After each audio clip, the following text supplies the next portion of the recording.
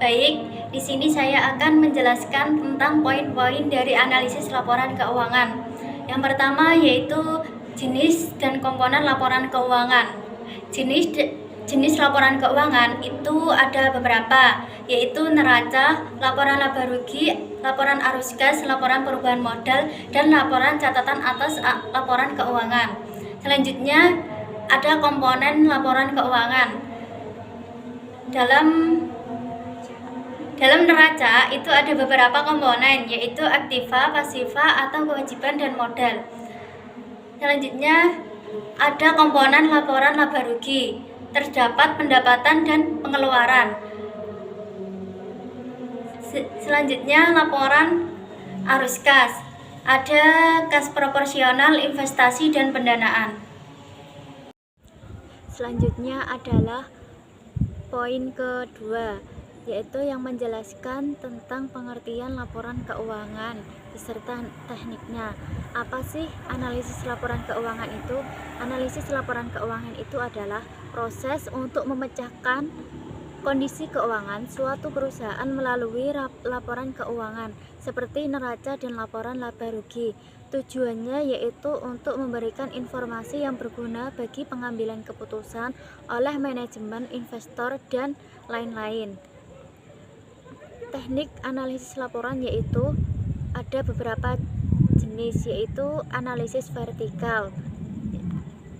Yang kedua, analisis horizontal, pernyataan perbandingan, analisis persentase tren, common-sense statement, dan analisis rasio. Poin yang ketiga yaitu analisis rasio. Analisis rasio adalah alat analisis keuangan yang digunakan untuk menilai kinerja suatu perusahaan berdasarkan perbandingan data keuangan yang terdapat pada pos laporan keuangan seperti neraca, laporan laba rugi, dan laporan arus kas. Rasio keuangan menggambarkan hubungan atau pertimbangan antara suatu jumlah tertentu dengan jumlah yang lain. Macam-macam dari rasio keuangan yaitu ada rasio profitabilitas, rasio likuiditas, rasio aktivitas, dan rasio solvabilitas, dan rasio pasar. Dengan menggunakan rasio keuangan, manajemen perusahaan dapat memprediksi perkembangan perusahaan di masa depan, meminimalkan risiko kebangkrutan, dan membuat keputusan yang lebih bijak dalam pengelolaan keuangan. Poin yang keempat adalah rasio likuiditas. Rasio likuiditas adalah suatu indikator yang digunakan untuk mengukur kemampuan perusahaan dalam memenuhi kewajiban jangka pendeknya dengan menggunakan aktiva lancar yang tersedia. Likuiditas tidak hanya berhubungan dengan keadaan keseluruhan perusahaan, tetapi juga berkaitan dengan kemampuan mengubah aktivitas lancar menjadi uang kas untuk membayar kewajiban yang jatuh tempo dalam waktu singkat. Tujuan rasio likuiditas adalah untuk mengukur kemampuan perusahaan dalam membayar kewajiban atau utang yang segera jatuh tempo. Hal ini penting untuk mengetahui seberapa cepat dan mudah perusahaan dapat mengubah aset-asetnya menjadi uang tunai untuk membayar utang yang segera jatuh tempo. Manfaat dari rasio likuiditas adalah mengukur kemampuan membayar utang, mengantisipasi kebutuhan dana, meningkatkan kredibilitas perusahaan, membantu dalam perencanaan keuangan, dan mengidentifikasi kelemahan. Dengan demikian, rasio likuiditas merupakan alat penting dalam pengelolaan keuangan perusahaan dan meningkatkan kinerja operasional. Selanjutnya, poin yang kelima yaitu rasio solvabilitas. Rasio solvabilitas adalah ukuran kemampuan suatu perusahaan untuk membayar hutangnya dalam jangka panjang, baik melalui suatu daya internal maupun eksternal. Rasio ini mencerminkan kemampuan perusahaan dalam mengelola risiko keuangan dan memenuhi kewajiban keuangan jangka panjang. Dalam istilah yang lebih sederhana, rasio solvabilitas mengukur apakah perusahaan memiliki aset yang cukup untuk membayar utangnya jika perusahaan tersebut berhenti beroperasi atau bangkrut. Tujuan dari rasio solvabilitas adalah untuk mengetahui sejauh mana aktivitas perusahaan dibiayai oleh utang dan untuk mengukur kemampuan perusahaan dalam memenuhi kewajiban jangka panjang. Tujuan spesifiknya adalah yaitu mengukur kemampuan membayar utang, yaitu rasio solvabilitas digunakan untuk mengetahui posisi perusahaan terhadap kewajiban kepada pihak lain atau kreditor. Yang kedua yaitu mengantisipasi kebutuhan dana. Dengan mengetahui rasio solvabilitas, perusahaan dapat mengantisipasi kebutuhan dana yang mendesak dan mempermudah para nasabah yang ingin melakukan penarikan dana. Yang ketiga yaitu meningkatkan kredibilitas perusahaan. Yang keempat yaitu membantu dalam perencanaan. Manfaat dari rasio solvabilitas ada dua, yaitu mengurangi risiko kredit. Dengan tingginya rasio solvabilitas perusahaan, kreditor dapat menentukan apakah perusahaan layak untuk diberikan pinjaman atau tidak. Jika rasio solvabilitas perusahaan terlalu rendah, kreditor mungkin memutuskan untuk menolak permintaan pinjaman. Yang kedua yaitu memperkuat reputasi perusahaan. Dalam jangka panjang, rasio solvabilitas yang baik dapat membantu memperkuat reputasi perusahaan. Perusahaan yang mampu membayar utangnya dengan lancar dan memiliki rasio solvabilitas yang baik dianggap sebagai perusahaan yang sehat dan dapat diandalkan. Poin ke-6, ada rasio aktivitas. Pengertian dari rasio aktivitas adalah besaran metrik keuangan yang menunjukkan seberapa efisien perusahaan memanfaatkan aset dalam neraca untuk menghasilkan kas dan pendapatan. Rasio ini digunakan untuk memeriksa tingkat investasi yang dilakukan pada aset dan pendapatan yang dihasilkannya. Dalam konteks ini, rasio aktivitas juga dikenal sebagai rasio operasi atau analisis rasio perputaran. Tujuan dari rasio aktivitas adalah untuk mengukur efisiensi penggunaan aset. Yang kedua, mengidentifikasi penyebab perubahan. Yang ketiga, membantu dalam penafsiran kinerja dan mengukur kinerja bersaing. Adapun macam dari rasio aktivitas, ada rasio perputaran total aset, rasio perputaran piutang, rasio perputaran persediaan, dan rasio perputaran modal kerja. Adapun aplikasi analisis rasio aktivitas, yaitu mengukur efektivitas operasional. Yang kedua, membantu dalam pengambilan keputusan. Yang ketiga, mengidentifikasi titik lemah. Rasio aktivitas adalah alat analisis yang sangat penting dalam mengelola keuangan perusahaan dan meningkatkan kinerja operasional. Poin ke-7, rasio profitabilitas.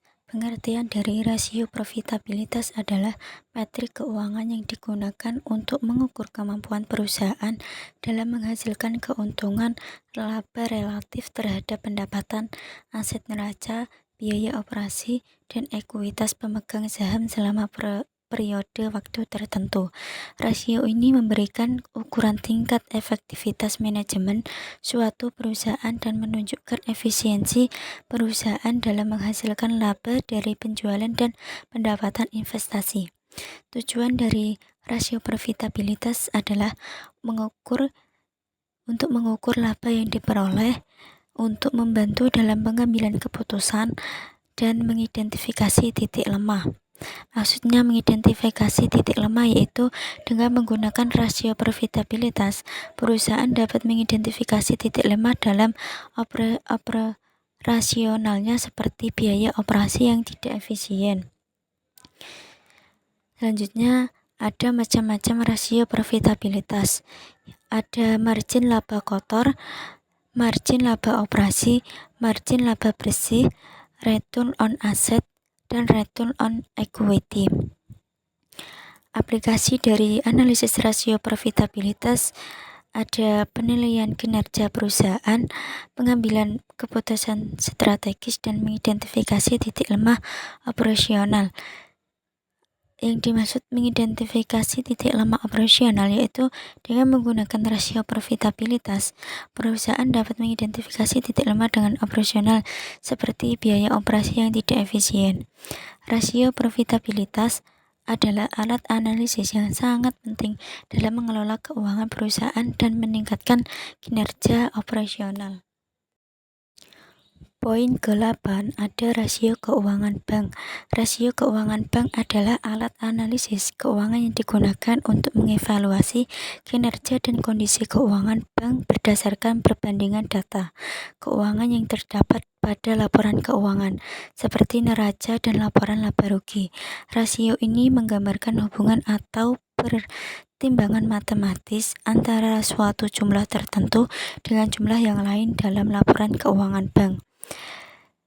Penggunaan rasio keuangan bank ada yang pertama yaitu membantu investor dan kreditor.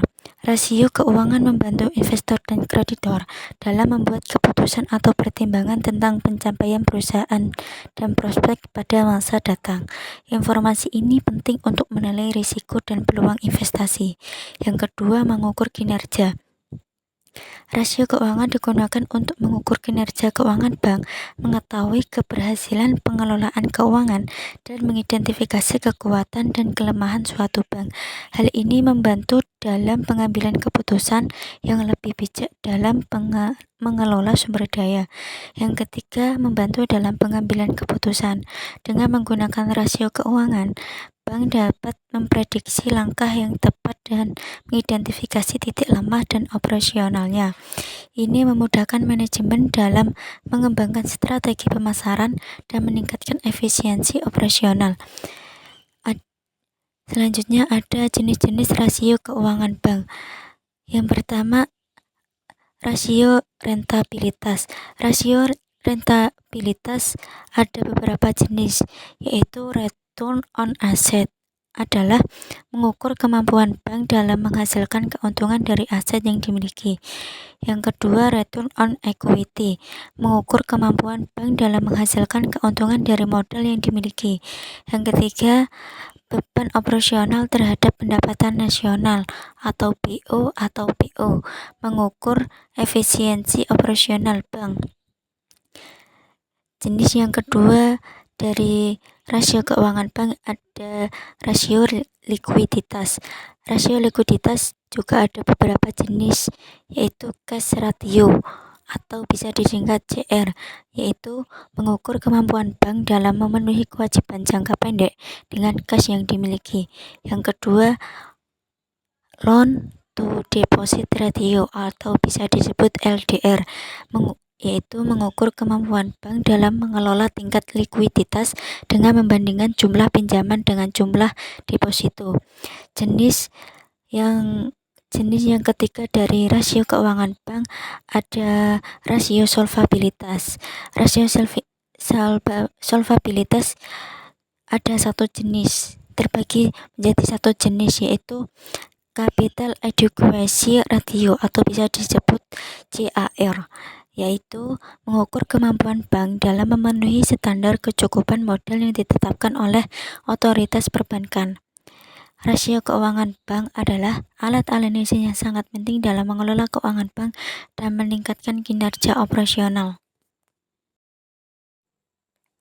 Poin ke-9, analisis sumber dan penggunaan modal kerja. Pengertian dari analisis sumber dan penggunaan modal kerja adalah proses yang digunakan untuk mengevaluasi sumber-sumber dana dan penggunaan dana yang terkait dengan modal kerja perusahaan. Modal kerja merupakan dana yang digunakan untuk membiayai kegiatan operasional jangka pendek seperti pembelian bahan baku, membayar gaji dan upah, dan biaya operasional lainnya. Tujuan dari analisis sumber dan penggunaan modal kerja adalah untuk menggambarkan latar belakang pentingnya modal kerja, mendefinisikan pengertian dana dan modal kerja, untuk menguraikan dan menjelaskan faktor-faktor yang menentukan besarnya modal kerja, untuk menjelaskan sumber modal kerja, menjelaskan penggunaan modal kerja, menyusun laporan sumber dan penggunaan modal kerja. Jenis dari analisis sumber dan penggunaan model kerja. Yang pertama yaitu analisis komponen model kerja, yang kedua analisis perubahan model kerja, yang ketiga analisis efisiensi penggunaan model kerja. Faktor-faktor dari yang mempengaruhi analisis sumber dan penggunaan model kerja yaitu kegiatan produksi, volume penjualan, kebijakan harga, dan pengelolaan utang. Poin ke-10, analisis perkreditan. Yang dimaksud dengan analisis perkreditan adalah proses penilaian dan evaluasi yang dilakukan oleh pemberi kredit atau bank atau lembaga keuangan lainnya untuk menentukan kemampuan dan kelayakan calon debitur dalam membayar kembali pinjaman yang diajukan. Analisis ini bertujuan untuk mengurangi risiko gagal bayar atau default yang dapat merugikan pemberi kredit dan mempengaruhi stabilitas sistem keuangan. Fungsi dari analisis perkreditan ada yaitu sebagai dasar untuk menentukan suku bunga pinjaman, sarana untuk pengendalian risiko, menetapkan struktur pinjaman. Prinsip-prinsip analisis perkreditan. Yang pertama itu analisis 5C. Analisis 5C terdiri dari karakter, kapasitas, modal, jaminan, dan kondisi. Prinsip yang kedua analisis pengkreditan yaitu penilaian risiko. Macam-macam kredit. Macam-macam kredit itu ada kredit produktif, kredit modal kerja, kredit perumahan, kredit industri. Analisis dari kredit yaitu melibatkan penggunaan rasio keuangan dan pendekatan khusus untuk menentukan kebutuhan pinjaman setiap calon peminjam. Tahap analisis kredit yaitu meliputi pengajuan permohonan kredit, verifikasi data, penetapan struktur pinjaman, persetujuan atau penolakan pinjaman. Analisis pengkreditan adalah proses yang kompleks yang melibatkan evaluasi berbagai aspek untuk menentukan kelayakan dan kemampuan calon debitur dalam membayar kembali pinjaman. Poin ke-11 ada analisis laba kotor. Maksudnya analisis laba kotor yaitu proses analisis yang digunakan untuk mengetahui jumlah laba kotor dari periode satu ke periode lainnya, serta sebab-sebab perubahan laba kotor tersebut antara dua atau lebih periode. Analisis ini bertujuan untuk memecah laba kotor menjadi elemen-elemen yang lebih kecil untuk menentukan penyebab penyimpangan laba kotor dan untuk mengetahui hubungan antar elemen-elemen tersebut. Faktor-faktor yang mempengaruhi laba kotor ada penjualan, harga pokok penjualan, dan biaya operasional. Manfaat dari analisis laba kotor yaitu mengidentifikasi penyebab perubahan, membantu dalam pengambilan keputusan, dan mengukur efisiensi. Perencanaan laba kotor yaitu pengajuan anggaran, pengembangan strategi, dan pengawasan koreksi. Poin yang terakhir atau poin yang 12 yaitu analisis break-even point atau bisa disebut dengan BEP. Apa sih analisis break-even point itu?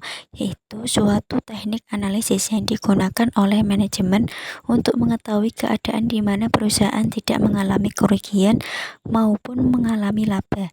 BEP merupakan titik di mana jumlah pendapatan yang diterima sama dengan jumlah biaya yang dikeluarkan, sehingga perusahaan tidak menghasilkan keuntungan maupun rugi. Manfaat dari analisis break-even point yaitu menentukan harga jual yang tepat, meningkatkan efisiensi operasional, mengurangi risiko. Jenis-jenis analisis break-even yaitu ada analisis titik impas, yang kedua penggunaan analisis BEP dalam perusahaan. Batasan-batasan dalam analisis break-even ada hubungan biaya volume laba linear, kurva pendapatan total linear, perpaduan antar produksi dan penjualan konstan, dan analisis statistis.